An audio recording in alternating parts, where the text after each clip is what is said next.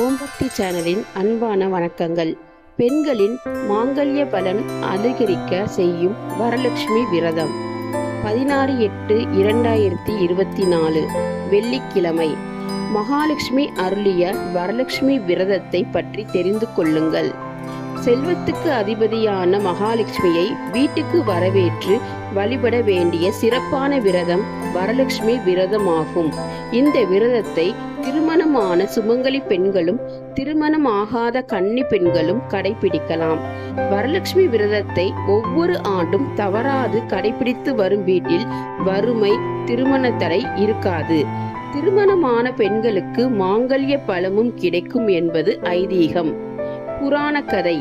மகத நாட்டை சேர்ந்த தெய்வ பக்தி நிறைந்த பெண் சாருமதி.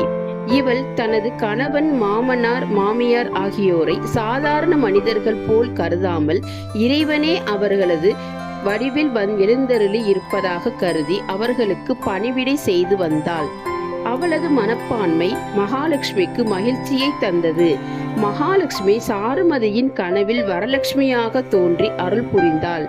என்னை துதித்து வரலட்சுமி விரதம் மேற்கொள்பவர்களது இல்லத்தில் நான் வசிப்பேன் என்று அருளிய வரலட்சுமி அந்த விரத முறையை கூறி மற்றவர்களுக்கு எடுத்துரைக்குமாறும் கேட்டுக்கொண்டாள்.